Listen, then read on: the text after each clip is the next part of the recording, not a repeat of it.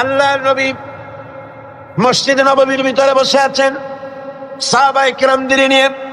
দেখা গেল একজন বুড়ি মেয়ে লোক প্রবেশ করেছেন। বুড়িকে আসতে দেখে নবীজি দাঁড়ায় গেছেন।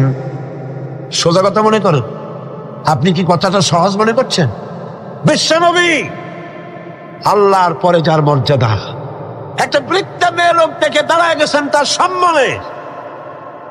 মেয়ে লোক এসেছেন, রাসূলুল্লাহ নিজের চাদর মোবারক বিছায় দিলেন। রাসূলের সেই মহিলার কথা শুনলেন। মহিলা বিদায় হওয়ার পর সাহাবায়ে কিরাম বললেন, ইয়া রাসূলুল্লাহ, বুঝতে পারলাম না ইনি কে। আল্লাহর নবী নিজের চাদর বিছায় দেয় এই মহিলাকে। নবীজি বললেন, জানো না, আমি আমার মায়ের স্নেহ তেমন কিছু পাই নাই। আমি যখন মায়ের গর্ভে ছিলাম, 6 মাস বয়সের সময় মায়ের পেটে থাকাকালীন বাপের এতিম হয়ে গেছি। এরপরে মা মারা গেছে। আমি মায়ের দুধ আমার কপালে তেমন হয় নাই, ভাগ্যে হয় নাই। মায়ের কোলে কাকে চড়ে মায়ের স্নেহ আমার কিসমতে তেমন হয় নাই। যার কোলে কাকে চড়ে, যার বুকের দুধ খেয়ে আমি বড় হয়েছি, ইনি আমার সেই দুধ মা হযরতে হালিমাতুস সাদিয়া, আমার দুধ মা। সুবহানাল্লাহ, মায়ের সম্মান ইসলাম এত বেশি দিয়েছে। মায়ের দুধের বদলা ইয়েমেন থেকে একজন হাজী সাহেব আসছে, মাকে ঘাড়ে নিয়ে তাওয়াফ করতেছে আর গান গাচ্ছে, শের পড়তেছে। মায়ের হক আদায় করে ফেলেছি, মাকে নিয়ে হজ করলাম, মাকে নিয়ে তায়েফ কি বলে মুজদালিফায় গেলাম, মিনায় গেলাম, রমিয়া হাজার করলাম, সাই করলাম, তাওয়াফ করলাম, মাকে গাড়ি নিয়ে সব করেছি। আমার মায়ের হক আমি আদায় করেছি। হযরত আব্দুল্লাহ বিন ওমর রাদিয়াল্লাহু তাআলা আনহুমা ওই লোকের শের শুনে, গান শুনে, এই কথা শুনে তিনি বললেন, তুমি কিসের হক আদায় করেছো? তুমি তো তোমার মায়ের একটা আহ শব্দের হক আদায় করতে পারো নাই। তোমার মা কষ্টে পড়ে তোমাকে কোলে নিয়ে, তোমাকে তোমার কষ্টের সময়, বিপদের সময়, তোমাকে দুঃখে দেখে, কষ্ট দেখে মুখ থেকে যাও শব্দটা বেড়েছে, সারা জীবন তো সেই হক আদায় করতে পারবা না। হক আদায় করছো, এত বড় কথা কি করে বলতে পারবো? এই আয়াতটি নাযিল হয়েছে হযরত সাদ বিন আবি ওয়াক্কাস রাদিয়াল্লাহু তাআলা আনহুর ব্যাপারে। তিনি 18 বা 19 বছর বয়সে ইসলাম কবুল করেন এবং ইসলাম কবুল করার পর তার মা হামনা বিনতে সুফিয়ান, আবি সুফিয়ানের ভাইজি, তিনি দারুণভাবে অসন্তুষ্ট হয়ে গেলেন এবং তিনি অনির্দিষ্ট কালের জন্য ধর্মঘট করলেন, অনশন ধর্মঘট। অনশন ধর্মঘট কিন্তু নতুন কিছু না, আগেও ছিল।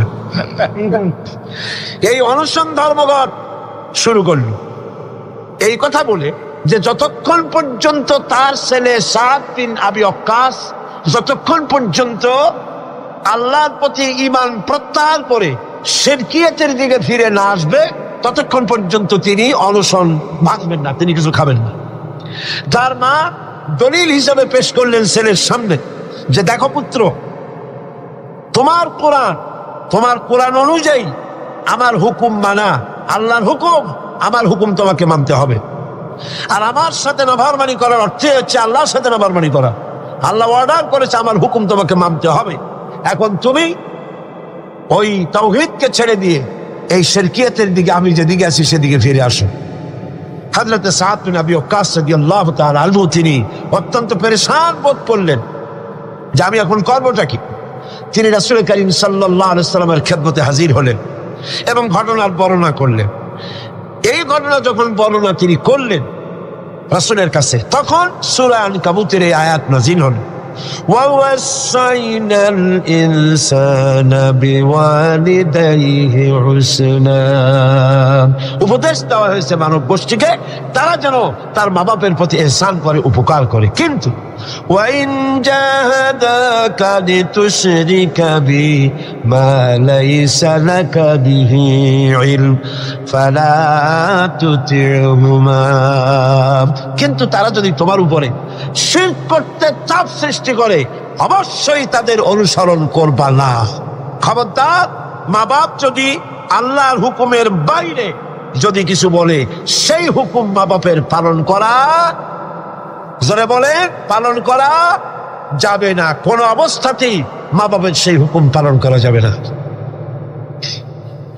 আয়াতটির ব্যাখ্যা হচ্ছে যে মা বাবার হক তো সবচাইতে বেশি, কোনো সন্দেহ নেই, কিন্তু সেই মা বাবাই যদি মানুষকে শিরক করতে বলে তাহলে এই শিরক করতে পারবে না। কারণ হলো আল্লাহ পাকের সাথে কাউকে শরীক স্থাপন করা যাবে না, কারণ তাদের অবৈধ আব্বা সন্তানের অমান্য করাই জরুরি। এর দলিল হচ্ছে মা লাইসা লাকা বিহি ইলম, যে ব্যাপারে তোমার জানা নাই আল্লাহর সাথে শরীক করবা এরকম কোন শরীকদার এই পৃথিবীতে কেউ নাই, এবং এ সম্পর্কে তুমি জানোই না, সুতরাং তুমি আল্লাহর সাথে মা বাবার কথা মতো কাউকে শরীক স্থাপন করতে পারবে না। তাই মা বাবা যদি ভুলের উপরে থাকে তাহলে সন্তান সেই ভুলকে মানতে পারবে না, সন্তান সেই ভুলকে মানবে না। মা বাপ যদি ছেলে ইসলাম কবুল করেছে, মা বাপ ইসলাম কবুল করে নাই, এমন অবস্থা যদি হয় তাহলেও সেই মা বাবার সাথে খারাপ ব্যবহার করা যাবে না। ব্যবহার করতে হবে কি? ভালো ব্যবহার। কি করতে হবে? আল্লাহর পরে উচ্চ স্থান হলো মা বাপের। সুবহান। আল্লাহর পরে, আল্লাহ রাসূলের পরে সবচাইতে উচ্চ স্থান কার? আল্লাহর আনুগত্যের পরে মা বাপের আনুগত্য যেন মানুষ করে। এজন্য আল্লাহ রাব্বুল আলামিন তিনি বলছেন ওয়াকাদা রাব্বুকা আল্লা তা'বুদু ইল্লা ইয়্যাহু ওয়া বিল ওয়ালিদাইনি ইহসানা। তোমার রবের পক্ষ থেকে এটা ফয়সালা হয়ে গিয়েছে, এটা চূড়ান্তভাবে ফয়সালা হয়েছে যে আমি আল্লাহর পরে, আমি আল্লাহর ইবাদতের পর এহসান করতে হবে, উপকার করতে হবে, ভালোবাসতে হবে, মহব্বত করতে হবে, এহসান করতে হবে মা বাপের। কার? চিল্লায় কোন কার? মা বাপের আনুগত্য করা, হুকুম মানা আল্লাহ পাক ফরজ করে দিন। আল্লাহ পাক শিখালেন ইম্মা ইয়াবলুগান্নাল কিবারা আহাদুহুমা আও কিলাহুমা ফালা তাকুল লাহুমা উফফিন ওয়ালা তানহারহুমা ওয়া কুল লাহুমা কাওলান কারীমা। আল্লাহ পাক বলছেন তাদের মধ্যে একজন অথবা উভয় তোমাদের সম্মুখে যখন বার্ধক্যে পৌঁছে যায় তাহলে তাদেরকে তাদের সামনে এই শব্দটি পর্যন্ত বলো না, এবং তাদেরকে ভৎসনা করো না, ধমকের স্বরে কথা বলো না, মাথা উঁচু করে ধমকের স্বরে চোখ রাঙায় কথা বলো না, বরং আদবের সাথে সম্মানের সাথে কথা বলো। সুবহানাল্লাহ। মা বাবার সাথে কেমনে কথা বলতে হবে আল্লাহ পাক শিখায় দিচ্ছেন। মা বাবার সঙ্গে কথা বলবা ভদ্রতার সাথে, সম্মানের সাথে, এবং তাদের সাথে দোয়া করতে হবে আল্লাহ রাব্বুল আলামিনের কাছে। আল্লাহ পাক শিখাচ্ছেন ওয়াখফিদ লাহুমা জানাহাদ যুল্লি মিনার রাহমা ওয়া কুর রাব্বিরহামহুমা কামা রাব্বায়ানি সাগীরা। হে পরওয়ারদিগার, এভাবে দোয়া করো। মা বাপ তাদের জন্য নরম এবং বিনীত হয়ে তাদের সামনে অবনত হও, করুণার ডানা বিছায়া দাও। মা বাবার জন্য কি করো? করুণার ডানা বিছায়া দাও, আর তাদের জন্য এইভাবে দোয়া করো, হে আমার রব, আমার শিশুকালে, আমার সহায়হীন সময়, আমার যখন কোনো উপায় ছিল না, পায়খানা করে বিছানায় পায়খানার ভিতরে পড়ে থাকতাম, সাফ করতে আমি পারি না, বলতেও পারি না, আমার ভাষা নাই, শীতের রাতে পেশাবের মধ্যে পড়ে আছি, এত অসহায়, আমি না কানলে কেউ আমার কাছেও আসে না, কথা বলতে পারি না। আমার অসহায় সময় আমার মা বাপ যেভাবে আমাকে স্নেহের করে লালন পালন করেছে, হে আমার মাবুদ, অকৃত্রিম স্নেহ দিয়ে আমাকে যেভাবে লালন করেছে, আয় আল্লাহ তুমি আমার মা বাপকে তোমার রহমতের করে লালন পালন করো। পড়েন সব আমার সাথে, রব্বিরহামহুমা كما ربياني صغيرا সবাই পড়েন রব্বিরহামহুমা কামা রব্বায়ানি সগীরা। আয় আমার রব, আমার মা বাপের উপর রহমত করো, শান্তিতে রাখো। আপনারা প্রত্যেক নামাজের মোনাজাতে আপনারা যখনই দোয়া করবেন এই দোয়াটা পড়বেন, মনে থাকবে? মনে থাকবে? খবরদার ভুলে যাবেন। সূরা বনী ইসরাঈলের এই দুটি আয়াতের মধ্যে কয়েকটি শিক্ষা পাওয়া যায়। প্রথম হচ্ছে, মুমিনের উপর আল্লাহ রাব্বুল আলামিন আল্লাহর পরে সবচেয়ে বড় অধিকার করে দিয়েছেন পিতামাতা। আল্লাহর পরেই অধিকার কার? পিতামাতা। আল্লাহর ইবাদতের পরই পিতামাতার সাথে ভালো ব্যবহার করার নির্দেশ দিয়েছেন আল্লাহ পাক নিজেই। আর ২ নম্বরে, মাতা পিতা বার্ধক্যে উপনীত হলে তাদের মেজাজের ভিতরে কিছুটা রুক্ষতা আসতে পারে, পারে না? মা বাপ যখন মানুষ যখন বুড়া হয়ে যায় তখন মেজাজ কি ভালো থাকে নাকি? না না, এক পিড়ি সব বিমারি, একটা রোগী এক বার্ধক্য শত রোগের উৎস। নানান রকমের রোগ ব্যাধি আসে, কানে কম শোনে, স্বাস্থ্য ভালো না, মেজাজ খারাপ, এই জন্য তাদের মেজাজটা একটু রুক্ষ হয়ে যায়। সন্তান তাতে যেন বিরক্ত না হয়, খুশির সাথে বরদাস্ত করতে হবে, এমনকি ওহু শব্দটি বলা যাবে না। সুবহানাল্লাহ, আল্লাহ নিষেধ করছেন বরদাস্ত। অনেক লোক আছে মা বাবা বুড়ো হয়ে গেছে, আর এই বুড়ো হয়ে যাওয়ার পর বিরক্ত হয়ে সন্তান বলতে থাকে, এই বুড়িটা মরে না কেন, বুড়াটা মরে না কেন? বলেন নাউজুবিল্লাহ, মরে না কেন? আমার বন্ধুগণ, কি করে এই কথা আপনার মুখ থেকে বেরোলো? আপনার কি মনে নাই আপনি যখন ছোট ছিলেন তখন অসুস্থ হয়েছেন, টাইফয়েড হয়েছে, রোগ হয়েছে, ডাক্তারপত্র তেমন সেকালে পাওয়া যেত না, আপনার কাছে বসে ঘরে বৈদ্যুতিক লাইট নাই, কেরোসিনের আলো জ্বালায়া মা শিয়রে বসে বসে কোরআন শরীফ তেলাওয়াত করে আর চোখের পানি দর দর করে পড়তে থাকে। আখিরি রজনীতে মা দুহাত উঁচু করে রোগাক্রান্ত মৃত্যু শয্যায় শায়িত সন্তানের পাশে বসে দোয়া করে, রব্বুল আলামিন আমার জীবনের বিনিময়ে আমার সন্তান তারা হায়াত দারাজ করে দাও। যেই মা এমন করে দোয়া করে সন্তানের জন্যে, সেই সন্তান বউর কথা মতো অথবা নিজেই মায়ের মেজাজ খারাপ দেখে বলে, এই বুড়িটা মরে না কেন? নাউজুবিল্লাহ, নাউজুবিল্লাহ। আল্লাহ পাক বলছেন, মাতা পিতার মান মর্যাদার দিকে লক্ষ্য রাখো।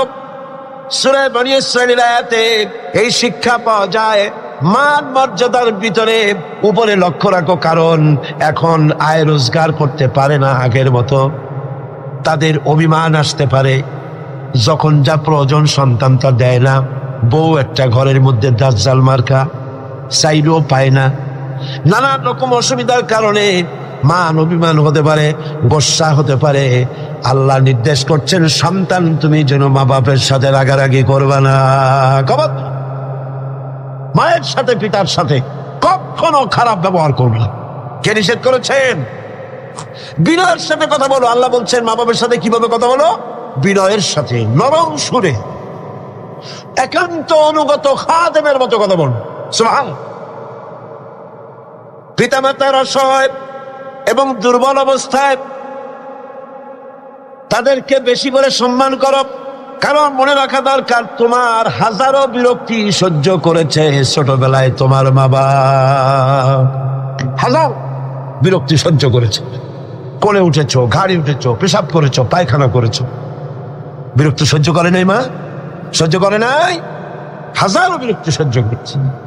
এজন্য আল্লাহ পাক বান্দাকে স্মরণ করিয়ে দিয়েছেন, বান্দারে মা বাপের জন্য দোয়া করবি, রব্বিরহামহুমা কামা রব্বায়ানি সগীরা। এই দায়িত্ব কে দিলেন? কে দিলেন? এখন আপনি যেন দায় সারার জন্য, আল্লাহ দায়িত্ব দিছে বলে আপনি দায় সারার মতো মায়ের একটু কাপড় দিলেন, বাপের একটু জামা দিলেন, 2-5 টাকা দিলেন, দায় সারার জন্য দিচ্ছেন না অন্তরের মহব্বত দিয়ে দিচ্ছেন? এটা দেখছেন কে? দেখেন আল্লাহ কি বলছেন, রব্বুকুম আ'লামু বিমা ফী নুফুসিকুম ইন তাকুনু সালিহিনা ফাইন্নাহু কানা লিল আওয়াবিনা গফুরা। তোমার রব কিন্তু জানেন যে তুমি কি দায়সারা গোছের কাজ করছো, না আমার অর্পিত দায়িত্ব হিসেবে তুমি তোমার মাকে সম্মান করছো, টাকা দিচ্ছ, পিতাকে সম্মান করছো, আমি দেখতে পাচ্ছি। তবে আল্লাহ পাক তওবাকারীকে ভালোবাসেন, সালিহিনদেরকে ভালোবাসেন। আর আল্লাহ পাক হচ্ছেন গফুর, তিনি হচ্ছেন ক্ষমাশীল। দায়িত্ব পালন হিসেবে মহব্বত দিয়ে, ভালোবাসা দিয়ে, শ্রদ্ধা দিয়ে তোমার মা বাপের খেদমত করবে, দায়সারা গোছের জন্য না হয়। কারণ এককালে তুমি ছেলে যাদের মুখাপেক্ষী, ভালো করে শোনেন, এককালে আমরা সবাই মা বাপের মুখাপেক্ষী ছিলাম না? বলেন ছিলাম না? এককালে তুমি যাদের মুখাপেক্ষী ছিলে তারা আজ তোমার মুখাপেক্ষী হয়ে গেছে। আবার সময় আসবে যখন আমরাও আমাদের সন্তানদের মুখাপেক্ষী হয়ে যাব। তিলকাল আইয়ামু নুদাবিলুহা বাইনান নাস, এটাই হলো ইতিহাস, এরকমই হবে। দাদা বসেছিল পুকুর পাড়ে গোসল করবে, একেবারে কুজো হইয়া হাঁটু মাথার উপর উঠে গেছে। নাতি কাছে গিয়ে বলছে, দাদা বর্ষিটা কত দিয়ে কিনছ? দাদা তো বর্ষির মতো পূজা হয়ে গেছে। দাদা রসিকতা বুঝতে পেরেছেন। দাদা বলছেন, ভাই কেনা লাগবে না, সময় আসলে তুমিও একটা ফ্রি পাবা। কাজে আজকে আমরা এক সময় অসহায় ছিলাম, মা বাপ আমাদেরকে যত্ন করে লালন পালন করেছে। আজ তারা অসহায়, তুমি তাদেরকে যদি মর্যাদা দাও, তুমি তখন অসহায় হবে, তোমার সন্তান তোমাকে অবশ্যই মর্যাদা দেবে।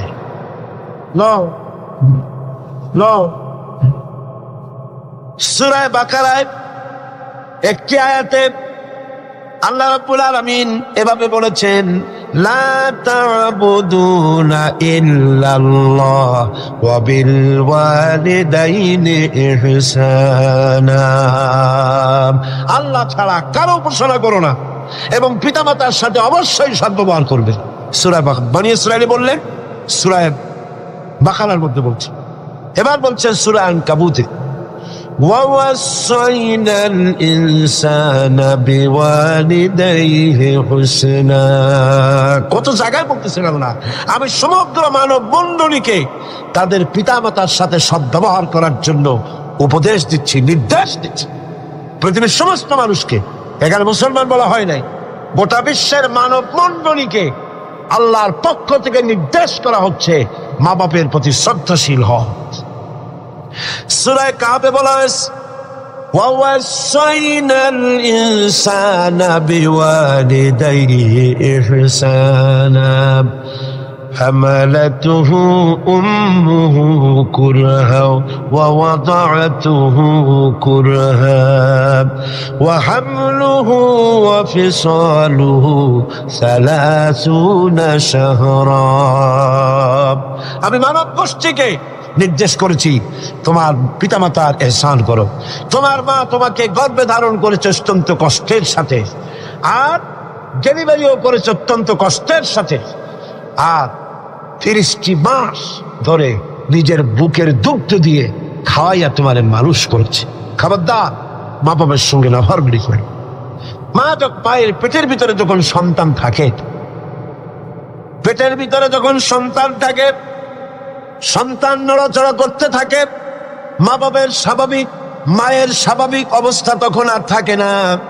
লক্ষ্য করেন, মায়ের স্বাভাবিক অবস্থা থাকে না, ক্ষুধা কম হয়ে যায়, খেতে পারে না, মাথা ঘুরাতে থাকে, শরীরের ভিতরে একটা অস্বাভাবিক অবস্থা বিরাজ করে, তার মাসিক অসুখটা বন্ধ হয়ে যায়। আল্লাহ রাব্বুল আলামিন তাকে খাওয়াবার জন্য, পেটের ভিতরে সন্তান বড় হচ্ছে, এই সন্তান খাবে কি, সেজন্য আল্লাহ রাব্বুল আলামিন মায়ের নাভির সঙ্গে আর সন্তানের নাভির সঙ্গে একটা তার লাগায় দিয়া মায়ের মাসিক রক্তগুলি এগুলি সন্তানের শরীরের ভিতরে, সন্তানের শরীরকে দিয়ে আল্লাহ পাক বড় বানায় দেন। আর মা তখন দুর্বল হতে থাকে। এই সময় মাকে সবচাইতে বেশি ভালো খাবার দেওয়া উচিত। আমার দেশে মানুষেরা বোঝে না, পৃথিবীতে অপুষ্টিজনিত রোগে সবচাইতে ভোগে পৃথিবীর মধ্যে নারী মেয়ে লোকেরা। সবচাইতে অপুষ্টিজনিত রোগে কারা ভোগে? মেয়ে লোকেরা। সেদিকে আপনাদের লক্ষ্য রাখা দরকার। আপনার সন্তান ধারণ করেছে, আপনার বংশকে রক্ষা করার দায়িত্ব পালন করছে স্ত্রী।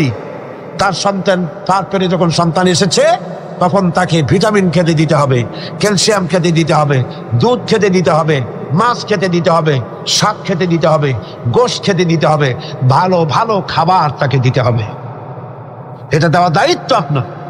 তার রক্তগুলি সব সন্তানের মধ্যে চলে যাচ্ছে। এখন দেখুন আল্লাহ রাব্বুল আলামিন কি করছেন, রক্তগুলি নাভির ভিতর থেকে, পাইপের মধ্য থেকে শরীরের মধ্যে আল্লাহ দিয়ে দিচ্ছেন।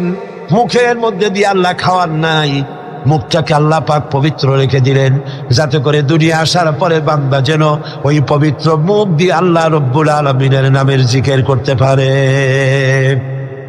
দুনিয়ায় যখন আসলো, সন্তান যখন দুনিয়া আসলো, লাইনটা কেটে গেল। কয়টা লাইন ছিল? বুঝেন না কথা? মার পেটের মধ্যে লাইন ছিল কয়টা খাবারে? একটা লাইন ছিল। যখন দুনিয়া আসলো সঙ্গে সঙ্গে লাইনটা কেটে দেওয়া হলো। ধাত্রীতে কাটুক, নার্সে কাটুক, ডাক্তারে কাটুক, লাইনটা তার কেটে দেওয়া হলো। খাবারের লাইন ছিল, লাইন কাটা। এখন কি খাবে? দেখুন আল্লাহ রাব্বুল আলামিনের কুদরত কত। মায়ের খেদমত কেন করবেন? পেটের মধ্যে বসে তার রক্ত খেয়েছেন, তার রক্ত দিয়ে আপনার শরীর বড় হয়েছে। আর দুনিয়া আসার পর যখন একটা লাইন কেটে দেওয়া হলো, লাইন একটা কেটে গেল, আল্লাহ পাক বুকের মধ্য দিয়া মায়ের বাচ্চার মুখের মধ্যে ডবল লাইন চালু করে দিলেন। ডবল লাইন চালু করে দিয়েছেন, দুধ এসে গিয়েছে। এই দুধ সৃষ্টি করেছেন কে? সন্তান ক্ষুধা লাগলে পরে চাইতে পারে না, বলতে পারে না। আল্লাহ রাব্বুল আলামিন মায়ের কলিজার ভিতরে এমন আকর্ষণ দিয়েছেন সন্তানের প্রতি। সন্তান যখনই ক্ষুধা লাগে, সন্তান কাঁদতে থাকে, আর কান্নার আওয়াজে মায়ের কলিজার ভিতরে অসহ্য বেদনা শুরু হয়ে যায়, সন্তানের প্রতি আকর্ষণ সৃষ্টি হয়ে যায়।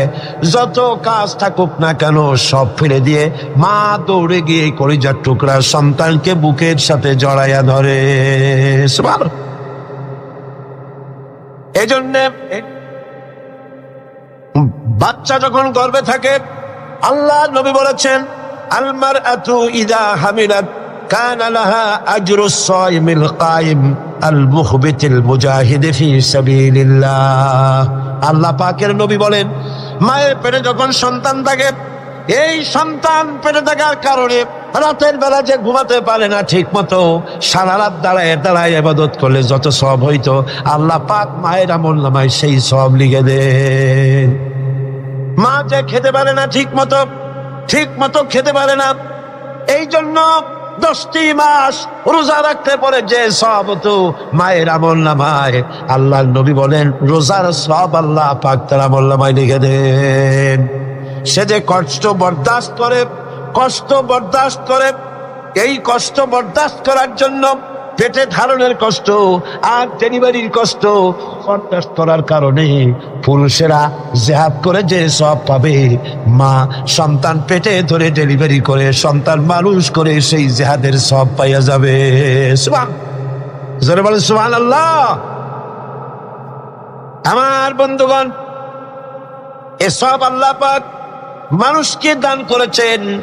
মা বাপের খেদমত করতে বলেছেন, মাকে ভুলে যেও না, মায়ের প্রতি শ্রদ্ধাশীল হও, মায়ের জন্য আল্লাহর কাছে দোয়া করো, আমার কাছে মা বাপের জন্য প্রার্থনা করো। রব্বির হামহুমা কামা রব্বায়ানি সগীরা। পড়েন সবাই, রব্বির হামহুমা কামা রব্বায়ানি সগীরা। আয় আল্লাহ, আমার মা বাপ যেমন স্নেহের করে আমাকে লালন পালন করেছে, তুমিও আমার মা বাপকে তোমার রহমতের করে লালন পালন করো। এখানে একটা জিনিস লক্ষ্য করেন, হামালাতহু উম্মুহু ওয়াহানান আলা ওয়াহনি, ওয়াহনান আলা ওয়াহনি। শান্তির পর শান্তি, কষ্টের পর কষ্ট। অর্থাৎ পেটে ধরার কষ্ট, ডেলিভারির কষ্ট, এই যে কষ্ট মা বহন করছে, এই কষ্টের ঋণ মানুষ সন্তানেরা কোনোদিন শোধ করতে পারবে না। পারবে?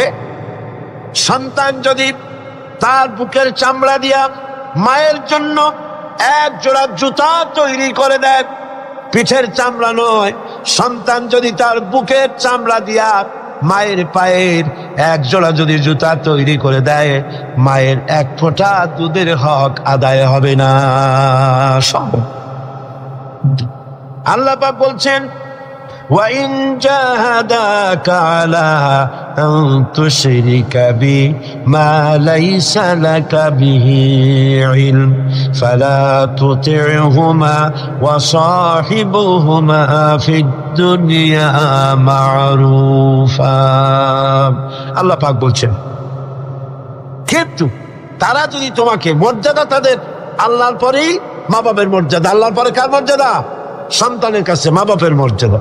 কিন্তু তারা যদি তোমাকে আমার সাথে এমন কাউকে শরীক করার জন্য চাপ সৃষ্টি করে যাকে তুমি চেনো না, আমার শরীক হিসাবে জানো না, তাহলে ফালা তুতিউহুমা, তাহলে অবশ্যই তাদের সে কথা মানবে না। সুবহানাল্লাহ, মানবেন। মা বাপের কথা কতটুকুন মানা যাবে এবং কতটুকুন মানা যাবে না, সে ব্যাপারেও শরীয়ত ঠিক করে দিয়েছে। ঠিক এরকম আরেকটি আয়াত সূরা আনকাবুতের মধ্যে এসেছে। আল্লাহ পাক বলছেন, وَوَصَّيْنَا الْإِنسَانَ بِوَالِدَيْهِ حُسْنًا وَإِنْ جَاهَدَاكَ لِتُشْرِكَ بِي مَا لَيْسَ لَكَ بِهِ عِلْمٌ فَلَا تُطِعْهُمَا। আল্লাহ পাক নির্দেশ করছেন, মা বাপের খেদমত করো, সম্মান করো, ইহসান করো। আর তারা যদি তোমাদের উপরে কোনো চাপ সৃষ্টি করে আমার সাথে কাউকে শরীক স্থাপন করার জন্য, তাহলে অবশ্যই তাদের এই কথা তোমরা মানবে না। এর ব্যাখ্যা হচ্ছে, এই আয়াতটি নাজিল হয় সেই সময় যখন তিরমিজি, আহমদ এবং নাসাই এই তিনটি হাদিসে এই দৃষ্টান্তটা এসেছে এই আয়াত নাজিলের প্রেক্ষাপট সম্পর্কে। এই আয়াতটি নাজিল হয়েছে হযরত সাদ বিন আবি ওয়াক্কাস রাদিয়াল্লাহু তাআলা আনহুর ব্যাপারে। তিনি 18 বা 19 বছর বয়সে ইসলাম কবুল করেন এবং ইসলাম কবুল করার পর তার মা হামনা বিনতে সুফিয়ান, আবি সুফিয়ানের ভাইজি, তিনি দারুণভাবে অসন্তুষ্ট হয়ে গেলেন এবং তিনি অনির্দিষ্ট কালের জন্য ধর্মঘট করলেন, অনশন ধর্মঘট। অনশন ধর্মঘট কিন্তু নতুন কিছু না, আগেও ছিল। এই অনশন ধর্মঘট শুরু করল এই কথা বলে যে যতক্ষণ পর্যন্ত তার ছেলে সাদ বিন আবি ওয়াক্কাস যতক্ষণ পর্যন্ত আল্লাহর প্রতি ঈমান প্রত্যাহার করে শিরকিয়াতের দিকে ফিরে না আসবে, ততক্ষণ পর্যন্ত তিনি অনশন ভাঙবেন না, তিনি কিছু খাবেন না। তার মা দলিল হিসাবে পেশ করলেন ছেলের সামনে যে, দেখো পুত্র, তোমার কোরআন অনুযায়ী আমার হুকুম মানা, আল্লাহর হুকুম, আমার হুকুম তোমাকে মানতে হবে। আর আমার সাথে নাফরমানি করার অর্থ হচ্ছে আল্লাহর সাথে নাফরমানি করা। আল্লাহ অর্ডার করেছে আমার হুকুম তোমাকে মানতে হবে। এখন তুমি ওই তাওহীদকে ছেড়ে দিয়ে এই শিরকিয়াতের দিকে, আমি যেদিকে আছি সেদিকে ফিরে আসো। হযরত সাদ বিন আবি ওয়াক্কাস রাদিয়াল্লাহু তাআলা আনহু তিনি অত্যন্ত পেরেশান বোধ করলেন যে আমি এখন করবোটা কি। তিনি রাসূল করিম সাল্লাল্লাহু আলাইহি ওয়াসাল্লামের খেদমতে হাজির হলেন এবং ঘটনার বর্ণনা করলেন। এই ঘটনা যখন বর্ণনা তিনি করলেন রাসূলের কাছে, তখন সূরা আনকাবুতের এই আয়াত নাযিল হল, وَوَصَّيْنَا الْإِنسَانَ بِوَالِدَيْهِ حُسْنًا। উপদেশ দেওয়া হয়েছে মানব গোষ্ঠীকে তারা যেন তার মা বাপের প্রতি ইহসান করে, উপকার করে। কিন্তু وَإِنْ جَاهَدَاكَ لِتُشْرِكَ بِي مَا لَيْسَ لَكَ بِهِ عِلْمٌ فَلَا تُطِعْهُمَا। কিন্তু তারা যদি তোমার উপরে শিরক করতে চাপ সৃষ্টি করে, অবশ্যই তাদের অনুসরণ করবা না। খবরদার, মা বাপ যদি আল্লাহর হুকুমের বাইরে যদি কিছু বলে, সেই হুকুম মা বাপের পালন করা, জোরে বলে, পালন করা যাবে না। কোন অবস্থাতেই মা বাপের সেই হুকুম পালন করা যাবে না। আয়াতটির ব্যাখ্যা হচ্ছে যে মা বাপের হক তো সবচাইতে বেশি, কোনো সন্দেহ নেই, কিন্তু সেই মা বাবাই যদি মানুষকে শিরক করতে বলে তাহলে এই শিরক করতে পারবে না। কারণ হলো আল্লাহ পাকের সাথে কাউকে শরীক স্থাপন করা যাবে না, কারণ তাদের অবৈধ আব্বা সন্তানের অমান্য করাই জরুরি। এর দলিল হচ্ছে মা লাইসা লাকা বিহি ইলম, যে ব্যাপারে তোমার জানা নাই আল্লাহর সাথে শরীক করবা এরকম কোন শরীকদার এই পৃথিবীতে কেউ নাই, এবং এ সম্পর্কে তুমি জানোই না, সুতরাং তুমি আল্লাহর সাথে মা বাপের কথা মতো কাউকে শরীক স্থাপন করতে পারবে না। তাই মা বাবা যদি ভুলের উপরে থাকে তাহলে সন্তান সেই ভুলকে মানতে পারবে না, সন্তান সেই ভুলকে মানবে না। মা বাপ যদি ছেলে ইসলাম কবুল করেছে, মা বাপ ইসলাম কবুল করে নাই, এমন অবস্থা যদি হয় তাহলেও সেই মা বাপের সাথে খারাপ ব্যবহার করা যাবে না। ব্যবহার করতে হবে কি? ভালো ব্যবহার। কি করতে হবে? এই ভালো ব্যবহার সম্পর্কে রাসূল করিম সাল্লাল্লাহু আলাইহি ওয়াসাল্লামের কাছে প্রশ্ন করা হলো, আইয়ুল আমালি আহাব্বু ইলাল্লাহি তাআলা, আল্লাহর কাছে সবচাইতে ভালো আমলটা কি?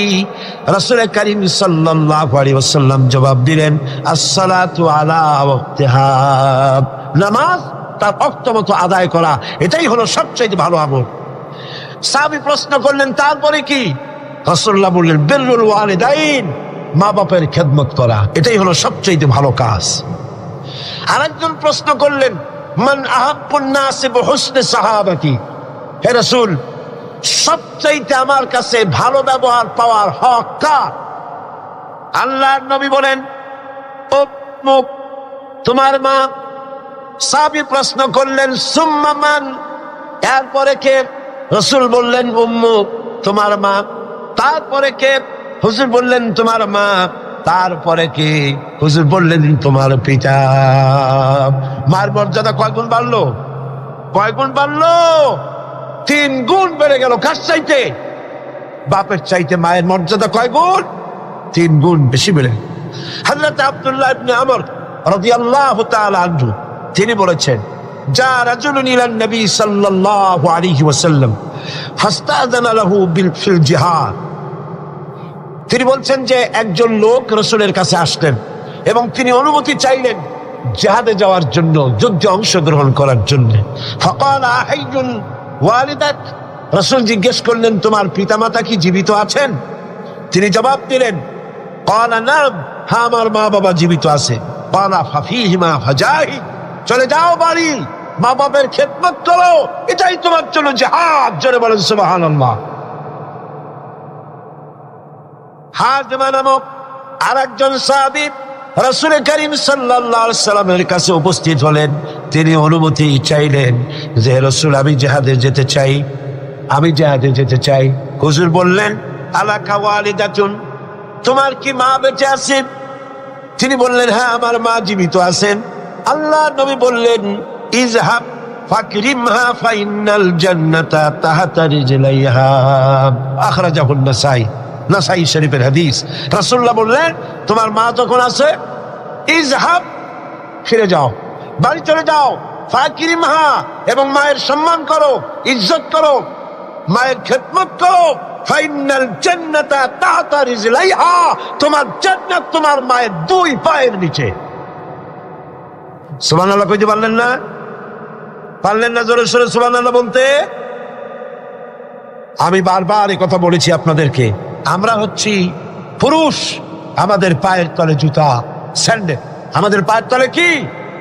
জুতা, স্যান্ডেল। আর এই পর্দার আড়ালে যারা বসে আছেন, আমার ঘরে আপনার ঘরে যারা আছেন, আমাদের মা বোনেরা মায়ের জাত। নারীরা হচ্ছে কিসের জাত? নারীরা কিসের জাত? এই মায়ের জাত, নারীর পায়ের তলে আল্লাহর জান্নাত। সুবহানাল্লাহ। আল্লাহর নবী মসজিদে নববীর ভিতরে বসে আছেন, সাহাবায়ে কেরামদের নিয়ে। দেখা গেল একজন বুড়ি মেয়ে লোক প্রবেশ করেছেন। বুড়িকে আসতে দেখে নবীজি দাঁড়ায় গেছেন। সোজা কথা মনে করুন, আপনি কি কথাটা সহজ মনে করছেন? বিশ্বনবী, আল্লাহর পরে যার মর্যাদা, একটা বৃদ্ধা মেয়ে লোক দেখে দাঁড়ায় গেছেন তার সম্মানে। মেয়ে লোক এসেছেন, রাসূলুল্লাহ নিজের চাদর মোবারক বিছায় দিলেন। রাসূলের সেই মহিলার কথা শুনলেন। মহিলা বিদায় হওয়ার পর সাহাবায়ে কিরাম বললেন, ইয়া রাসূলুল্লাহ, বুঝতে পারলাম না ইনি কে। আল্লাহ নবী নিজের চাদর বিছায় দেয় এই মহিলাকে। নবীজি বললেন, জানো না, আমি আমার মায়ের স্নেহ তেমন কিছু পাই নাই। আমি যখন মায়ের গর্ভে ছিলাম, 6 মাস বয়সের সময় মায়ের পেটে থাকাকালীন বাপের এতিম হয়ে গেছি। এরপরে মা মারা গেছে। আমি মায়ের দুধ আমার কপালে তেমন হয় নাই, ভাগ্যে হয় নাই। মায়ের কোলে কাকে চড়ে মায়ের স্নেহ আমার কিসমতে তেমন হয় নাই। যার কোলে কাকে চড়ে, যার বুকের দুধ খেয়ে আমি বড় হয়েছি, ইনি আমার সেই দুধ মা হযরতে হালিমাতুস সাদিয়া, আমার দুধ মা। সুবহানাল্লাহ, মায়ের সম্মান ইসলাম এত বেশি দিয়েছে। মায়ের দুধের বদলা ইয়েমেন থেকে একজন হাজী সাহেব আসছে, মাকে ঘাড়ে নিয়ে তাওয়াফ করতেছে আর গান গাচ্ছে, শের পড়তেছে। মায়ের হক আদায় করে ফেলেছি, মাকে নিয়ে হজ করলাম, মাকে নিয়ে তায়েফ কি বলে মুজদালিফায় গেলাম, মিনায় গেলাম, রমিয়া হাজার করলাম, সাই করলাম, তাওয়াফ করলাম, মাকে গাড়ি নিয়ে সব করেছি। আমার মায়ের হক আমি আদায় করেছি। হযরত আব্দুল্লাহ বিন ওমর রাদিয়াল্লাহু তাআলা আনহুমা ওই লোকের শের শুনে, গান শুনে, এই কথা শুনে তিনি বললেন, তুমি কিসের হক আদায় করেছো? তুমি তো তোমার মায়ের একটা আহ শব্দের হক আদায় করতে পারো নাই। তোমার মা কষ্টে পড়ে তোমাকে কোলে নিয়ে, তোমাকে তোমার কষ্টের সময়, বিপদের সময়, তোমাকে দুঃখে দেখে, কষ্ট দেখে মুখ থেকে যাও শব্দটা বেড়েছে, সারা জীবন তো সেই হক আদায় করতে পারবা না। হক আদায় করছো, এত বড় কথা কি করে বলতে পারবো?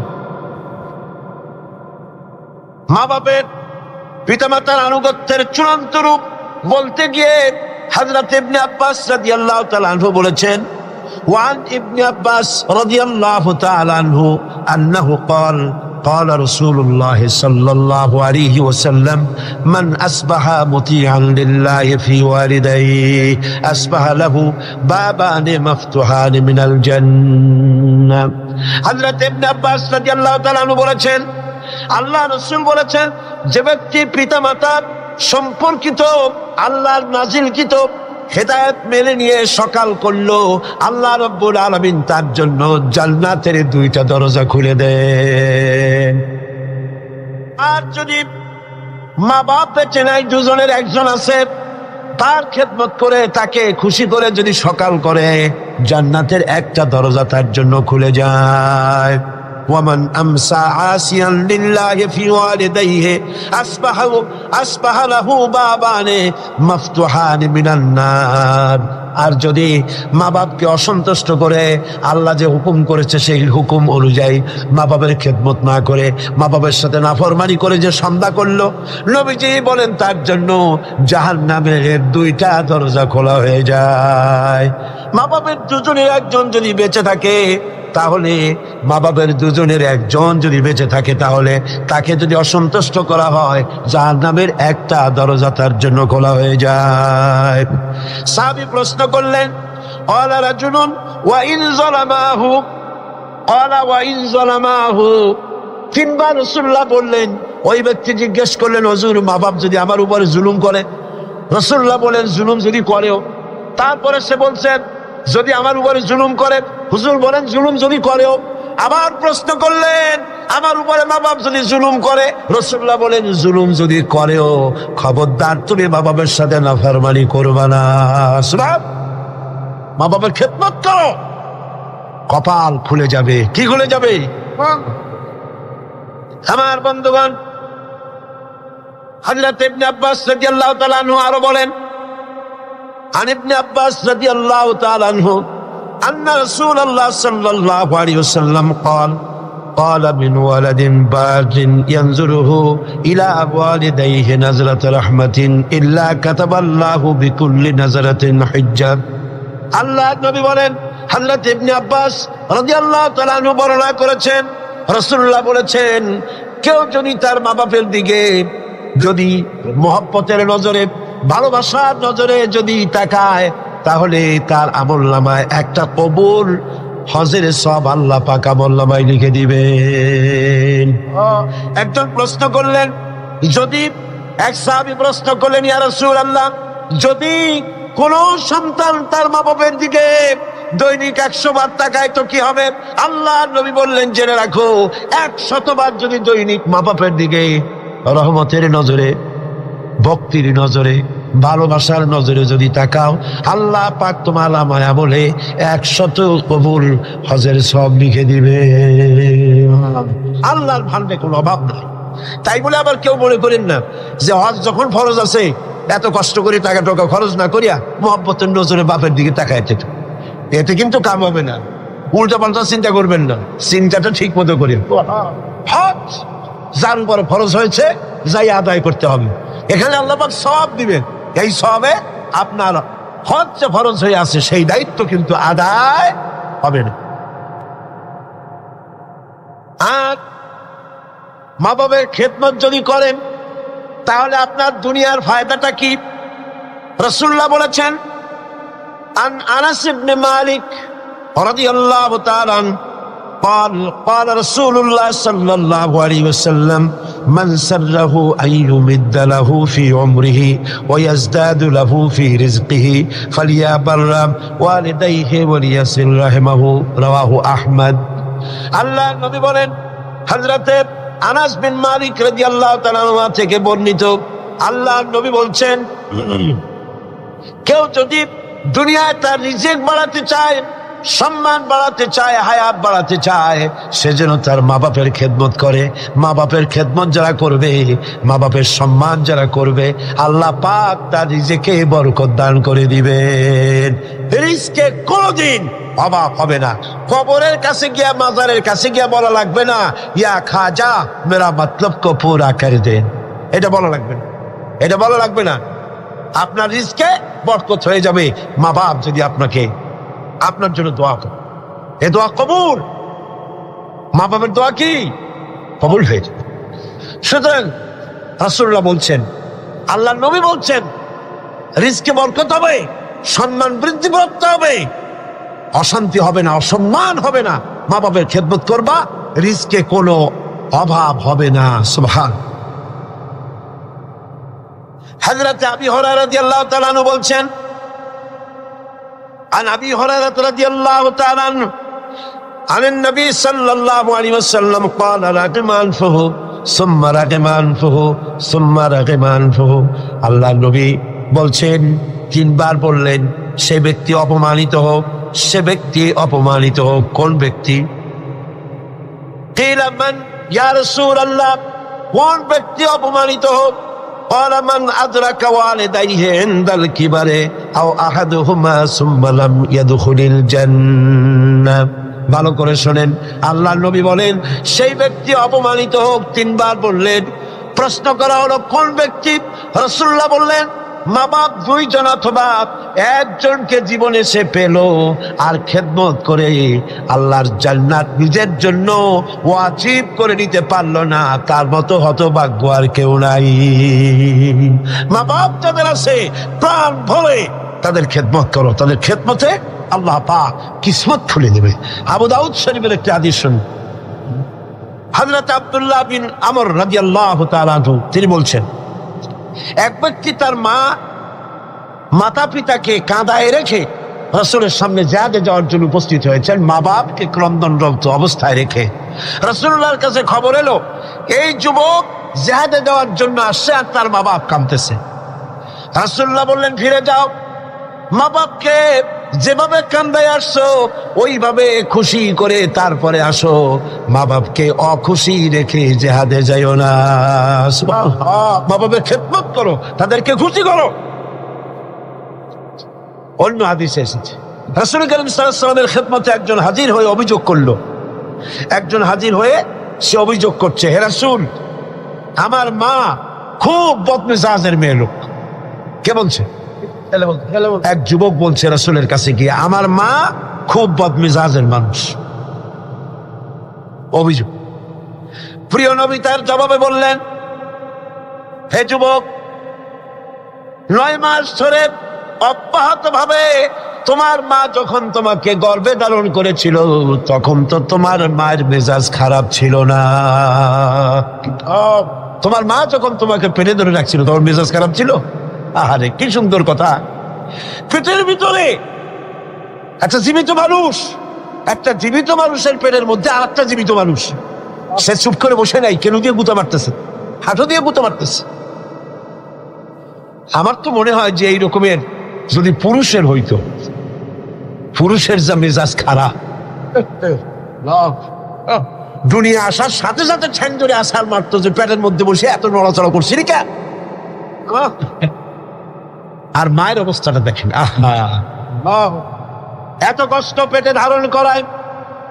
ডেলিভারি যখন করলো 10 মাসের পেটে ধরার কষ্ট আর ডেলিভারির কষ্ট, ডেলিভারিতে তো কত কষ্ট হয় সে কথা আল্লাহ ছাড়া আর কেউ জানে না।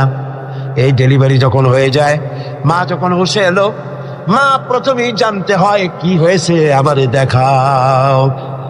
সন্তান যখন মায়ের চোখের সামনে তুলে ধরা হয়, আমার আল্লাহ পাক বলেন মায়ের 10 মাসের পেটে ধরার কষ্ট আর ডেলিভারির কষ্ট সন্তানের চেহারা দেখার সঙ্গে সঙ্গে মায়ের মন থেকে আমি আল্লাহ মুছে ফেলে দেই। রাসূলুল্লাহ বলছিল, যুবক আজকে তুমি বলতেছো তোমার মায়ের মেজাজ খারাপ, কিন্তু 9 মাস যখন পেটের মধ্যে তুমি ছিলা তখন তো মায়ের মেজাজ খারাপ হয় নাই। যুবক তখন পাল্টা জবাব দিল, হে রাসূল আমি মিথ্যা কথা বলছি না, আমার মা সত্যই তার মেজাজটা দারুণ খারাপ। হুজুর বললেন, সে যখন রাতের পর রাত জাগতো আর তোমারে দুধ খাওয়াইতো, তুমি তোমার মা গভীর রাতে ঘুমাস, তুমি চিৎকার করতেছো, ঘুম ভাঙা তোমারে কোলে নিয়ে দুধ খাওয়াইলো, 2.5 বছর পর্যন্ত জ্বালাইছো মায়ের বুকের দুধ খাইয়া, দিনে দুপুরে রাত্রে কত কষ্ট দিছো, তখন তো তোমার মায়ের মেজাজ খারাপ ছিল না। আরে আরে খেতে বসেছে মা, মা কি করে, সকলকে আগে খাওয়ায়, স্বামীরে খাওয়াইলো, মেহমান খাওয়ালো, বাচ্চাদের খাওয়ালো, সব শেষে সামান্য তরকারি আর ভাত আছে, খাইতে বসছে সব শেষে, বাচ্চারে কোলে নিয়ে, বাচ্চা পায়খানা করে দিয়েছে কোলের মধ্যে।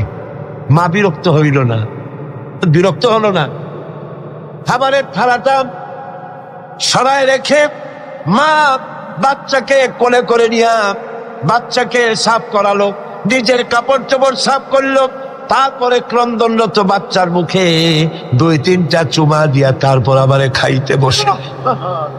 যেই মা তোমারে নিয়া এভাবে করে 2.5 মাস পর্যন্ত বুকের দুধ খাওয়া তোমারে বড় করলো, তখন তো তোমার মায়ের মেজাজ খারাপ ছিল না।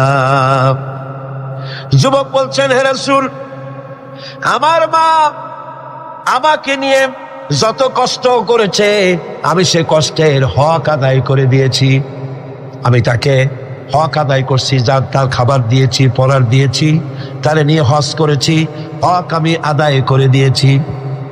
আল্লাহ নবী জিজ্ঞেস করলেন, সত্যি কি তুমি হক আদায় করছো? কয়ে হ্যাঁ আমি হক আদায় করে দিচ্ছি। প্রিয় নবী জবাবে বললেন,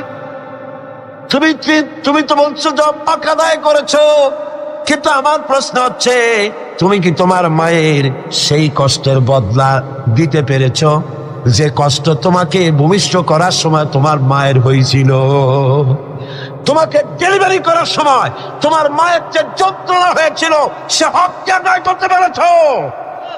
কিয়ামত পর্যন্ত আদায় করতে পারবেন। খবরদার মা বাবার সঙ্গে নাফরমানি করবে না। মাতা পিতার সাথে যারা নাফরমানি করে তাদের কপাল পুড়ে যায়। একজন প্রশ্ন করেছেন, হে রাসূল আমার মা বাপ তো জীবিত নাই, আমি খেদমত কিভাবে করব, কিভাবে তাদের খেদমত করব? আমি তো বেয়াদবি করে ফেলেছি, অনেক নাফরমানি করেছি, করবোটা কি? এখন আমার উপায় কি? রাসূল করিম সাল্লাল্লাহু আলাইহি ওয়াসাল্লাম বলেছেন, এর জন্য উপায় আছে, 4টা পদ্ধতি আছে। 4 পদ্ধতিতে মা বাপের মৃত্যুর পরে তাদের খেদমত করা যায়। কয় রকম? কয়টা পদ্ধতি? মুখস্থ করেন। মা বাপের সাথে যারা নাফরমানি করেছেন অথবা করেন নাই, মা বাপ মরে গেছে, এখনো আপনার দায়িত্ব আছে। কয়টা? 4টা। খেসান আরবা, 4টা পদ্ধতি আছে। আর দোয়া লাহুমা ওয়াল ইস্তিগফার লাহুমা ওয়াল ইনফাযু আহাদিহিমা ওয়া ইকরামু সাদীকিহিমা। 4টা পদ্ধতিতে মৃত্যু মা বাপের খেদমত আপনি করতে পারেন। 1 নম্বরে হলো তাদের জন্য দোয়া করেন, সূরা ফাতিহা পড়েন, সূরা ইখলাস পড়েন।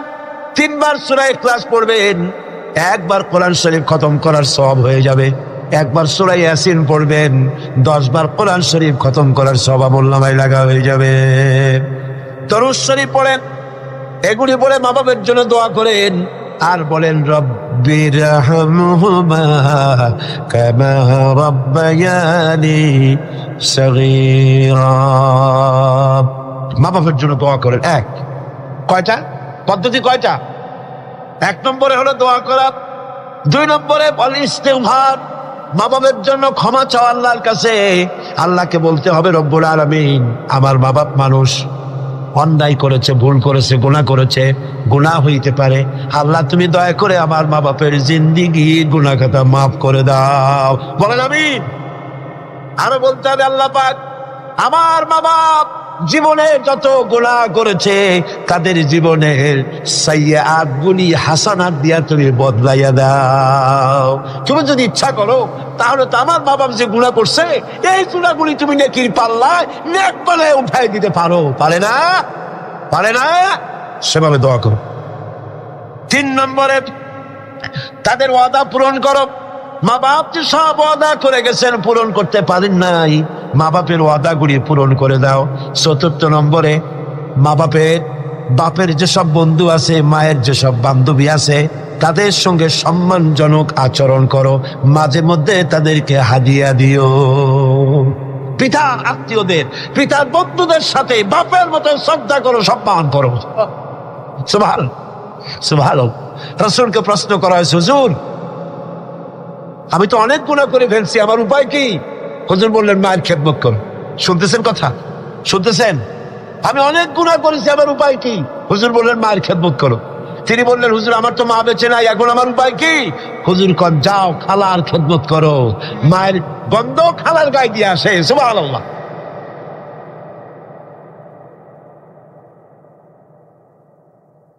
মা বাবার সঙ্গে যারা দুর্ব্যবহার করে এই দুনিয়ায় তাদেরকে আল্লাহ রাব্বুল আলামিন শাস্তি দিবেন। আর পরকালের শাস্তি তো তাদের জন্য রয়েই গেছে। দুনিয়ার শাস্তিও আছে আর পরকালের শাস্তিও তাদের জন্য রয়ে গেছে। মা বাপের দোয়া অবশ্যই কবুল। 3 জনের দোয়া মুস্তাজাবুদ দাওয়া। 3 জন। কয়জন? 3 জন। পীর সাহেবের দোয়া, মৌলানা সাহেবের দোয়া, সুফি সাহেবের দোয়া কবুল হইতেও পারে, নাও হইতে পারে। কোনো গ্যারান্টি হইতেও পারে, নাও হইতে। কিন্তু আল্লাহর নবী 3 জনকে গ্যারান্টি দিয়েছেন। মুসাফির, প্রবাসী, তার দোয়া কবুল হবে। যেমন পাকিস্তান থেকে জামিয়া আশরাফিয়ার মুহতামিম হযরত মাওলানা ফজলুর রহিম সাহেব এখানে উপস্থিত হয়েছেন, আসরের নামাজ পড়ছেন। প্রবাসী মুসাফিরের দোয়া কবুল হবে, বলেন সুবহানাল্লাহ। আবার মাজলুম ব্যক্তি, অত্যাচারিত ব্যক্তি যদি দোয়া করে আল্লাহ পাক তার দোয়া মঞ্জুর করে নেবেন। আর মা বাপ যদি সন্তানের জন্য দোয়া করে অবশ্যই সেই দোয়া কবুল হয়ে যাবে। অবশ্যই মা বাপের দোয়া কবুল, কোনো সন্দেহ নাই। লা শাক্কা ফি ওয়ালা রাইবা ফি। মা বাপ দোয়া করলে কবুল হবেই হবে। সুবহানাল্লাহ। এখন এই আয়াতের শেষ দিকে আল্লাহ পাক বলছেন, ফালা তুতিউহুমা ওয়া সাহিবুহুমা ফিদ দুনিয়া মারুফা। মা বাপ যদি মুশরিকা হয় তাহলে তাদের সাথে আচরণটা কিন্তু খারাপ করা যাবে না। কথা বুঝতে পেরেছেন? আচরণ খারাপ করা যাবে না, আচরণ ভালো করতে হবে, ভালো হতে হবে। সদাচরণ করো। মা বাপ যদি অমুসলিম হয়, গুনাহগার হয়, এমনকি মা যদি বেশ্যা হয়, তোমার কাছে মা মাই। খবরদার মায়ের সাথে নাফরমানি করতে পারবে না। কথা বুঝে আসছে? মাথায় ঢুকতেছে? এবার দেখুন, হযরত আসমা বিনতে আবি বকর রাদিয়াল্লাহু তাআলা আনহা তিনি বলছেন, আনা আসমা বিনতে আবি বকর রাদিয়াল্লাহু তাআলা আনহা قالت قدمت علي أمي وهي مشركة في عهد رسول الله صلى الله عليه وسلم রাসূলুল্লাহর যুগে আমার মা মুশরিক অবস্থায় আমার বাড়ি আসলো। আমি প্রশ্ন করলাম, হে রাসূল, আমার মা আমার বাড়িতে আসছে, আমি কি তার সঙ্গে আত্মীয় জড়িত ব্যবহার করব নাকি? আমার মা হিসাবে তার সাথে আমি সেরকম ব্যবহার করব নাকি? অথচ তিনি ইসলামের প্রতি বেজার, আপনার প্রতি নাখোশ, আল্লাহর প্রতি নাখোশ, ইসলাম তিনি ভালোবাসেন না। আমার বাড়ি আসছে, আমি তার মেয়ে, আমি এখন তার খেদমত করা বা তার প্রতি ভালো ব্যবহার করা আমার জন্য কি রকম হবে আপনি বলেন? নবীজি বললেন, অবশ্যই তুমি তোমার মায়ের সাথে সম্মানজনক, আত্মীয়তাজনক, মায়ের সাথে সন্তান যেমন ব্যবহার করে সেই ব্যবহার করা লাগবে। মা মুশরিকা হতে পারে, ব্যবহার পাবে সে সন্তান যে ব্যবহার করা উচিত সেই ব্যবহারই পাবে। এই জন্য যাদের মা এবং পিতা মুশরিক বা মুশরিকা, তাদের জন্য সন্তান কেঁদে কেঁদে আল্লাহর কাছে দোয়া করবে। তোমার মা যদি বেনামাজি হয়, তোমার বাপ যদি বেনামাজি হয়, তাহলে তাদের নসিহত করতে গিয়া আঙ্গুল উঁচু করে, চোখ নাইয়া, মাথায় ধমক দিয়া, ধমকের সুখে সুরে মা বাপকে কথা বলতে পারবা না। পায়ে ধরে বলো মাকে, পিতাকে পায়ে ধরে বলো, বাবা, হে আমার মা বাবা, নামাজ পড়ছেন না, এটা জাহান্নামের রাস্তা, অনুগ্রহ করে নামাজ পড়ুন, ধমক দেওয়া যাবে না। সুবহানাল্লাহ। আমার বন্ধুগণ, মা বাপের জন্য কেঁদে কেঁদে দোয়া করতে হবে। যাদের মা বাপ এরকম, ইসলাম সহ্য করতে পারে না, আল্লাহ সহ্য করতে পারে না, রাসূল সহ্য করতে পারে না, এটা তো সেই যুগে ছিল, কিন্তু বর্তমান যুগেও আছে না? নাই আছে কিনা? এই মাহফিলও বহুত মহিলা এভাবে চিঠি আমাকে লিখেছেন, মাহফিলে আসে কিন্তু স্বামীটা বরদাস্ত করতে পারে না, কিন্তু সিনেমায় গেলে কোনো খারাপ কিছু বলে টলে, সেখানে যাও মাহফিলে যে ছেলে ইসলামী ছাত্র শিবির করে, অসহ্য, টাকা বন্ধ করে দাও, লেখাপড়া বন্ধ করে দাও, সহ্য হয় না। ইসলামী ছাত্রী সংস্থা করে, মৌলবাদী হয়ে গেছে, পয়সা দেয় না, খাবার দেয়। হায় রে কপাল পোড়া বাপ, তোমার তো চিন্তা করা উচিত, তোমার ছেলে সে তো কমিউনিস্ট আন্দোলন করে না, তোমার ছেলে তো সিনেমায় যায় না, তোমার ছেলে তো girls high school, girls college ছুটির সময় এতিমের মতো মেয়েদের দিকে তাকায় থাকে, তোমার ছেলে মাস্তানি করে না, তানাবাজি করে না, ইসলামী ছাত্র শিবির করে, ইসলামী ছাত্রী সংস্থা করে, পবিত্র সংগঠন করে। তুমি তো সেজদা দিয়ে কাঁদবা, আল্লাহ আমার ছেলে ভালো কাজ করতেছে, ঠিক কিনা? জোরে বলেন ঠিক কিনা? আমার বন্ধুগণ, মা বাবার জন্য দোয়া করতে হবে, মা বাবার জন্য দোয়া করতে হবে। রব্বির হামহুমা কামা রাব্বায়ানি সগীরা, খুব মিষ্টি করে ভালো করে পড়েন, রব্বির হামহুমা কামা রাব্বায়ানি সগীরা। হযরতে আবু হুরায়রা রাদিয়াল্লাহু তাআলা আনহু ইসলাম গ্রহণ করার পর দীর্ঘদিন যাবত তার মা ইসলাম কবুল করেন নাই, বরং আবু হুরায়রা রাদিয়াল্লাহু তাআলা আনহুকে বড় জ্বালাইছে। তিনি মায়ের পায়ে পড়েছেন, বহু অনুরোধ করেছেন, কোনো কিছুতে কাজ হয়নি। একদিন তিনি অনেক রাত করে বাড়িতে ফিরেছেন, মা তাকে প্রশ্ন করলেন, এত রাত কোথায় ছিলি? তিনি বললেন, আমি ছিলাম রাসূল করিম সাল্লাল্লাহু আলাইহি সাল্লামের কাছে। শোনা মাত্র মা তাকে খুব করে মারলেন, গলা ধাক্কা দিয়ে বাড়ি থেকে বের করে দিলেন। তিনি রাসূলুল্লাহর খেদমতে এসে কাঁদতে লাগলেন। আল্লাহর নবী বলেন, আবু হুরায়রা কাঁদো কেন? হযরত আবু হুরায়রা বললেন, ইয়া রাসূলুল্লাহ, মা আমাকে মেরেছে। বললেন, মারলো কেন? তিনি বললেন, ঘটনা শোনালেন, আপনার কাছ থেকে দেরি করে যাওয়ার কারণে আপনার নাম শুনে সহ্য করতে না পেরে আমাকে মারছে। হুজুর বলেন, আবু হুরায়রা, মা তোমাকে মেরেছে, এখানে আমার কিছু করার নাই, আমি এখানে দখলান্দাজ করতে পারবো না, আমি এখানে কোনো ইন্টারফেয়ার করতে পারবো না, মা মারছে, আমি কি করবো? সুবহানাল্লাহ। ভাইরা আমার, হযরত আবু হুরায়রা বলেন, ইয়া রাসূলুল্লাহ, মায়ের বিরুদ্ধে নালিশ করার জন্য তো আমি আপনার কাছে আসি নাই। বললেন, কেন এসছো? হযরত আবু হুরায়রা বলেন, ইয়া রাসূলুল্লাহ, আমি আসছি দোয়া চাওয়ার জন্য। আমি জানি নবীজি যদি আল্লাহর দরবারে হাত উঁচু করে দোয়া মঞ্জুর হয়ে যায়। আপনি আমার মায়ের জন্য হেদায়েতের জন্য দোয়া করুন। মা দুহাত তুলে দোয়া কর। আল্লাহর নবী তখন দুহাত উঁচু করে দোয়া করলেন, আল্লাহুম্মা ইহদি উম্মা আবি হুরায়রা, আয় আল্লাহ আমি দোয়া করি আবু হুরায়রার মাকে তুমি হেদায়েত নসিব করে দাও। হযরত আবু হুরায়রা দৌড় দিলেন। কয়েকজন সাহাবী পিছন থেকে টেনে ধরলেন, দৌড়াও কেন? কোনো বিপদ হলো নাকি? তিনি বললেন, না, কোনো বিপদ হয় নাই, তবে দৌড়াও কেন? তিনি বললেন, দৌড়াই এই কারণে, আমাকে যেতে দাও, বাড়ি পর্যন্ত আমি দৌড়াই যেতে চাই।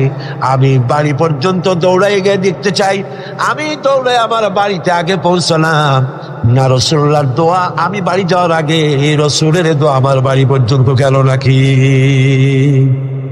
হযরতে আবু হুরায়রা রাদিয়াল্লাহু তাআলা আনহু তিনি বাড়িতে চলে গেলেন, দরজায় গিয়ে নক করলেন।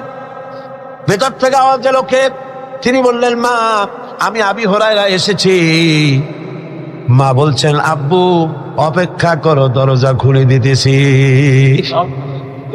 হযরতে আবু হুরায়রা তিনি বললেন, মায়ের গলার আওয়াজ দিয়েই আমি বুঝতে পারলাম আমি ঘরে আসার আগে রাসূলুল্লাহ তীর তার নিশানায় পৌঁছে গেছে, দোয়া কবুল হয়ে গেছে।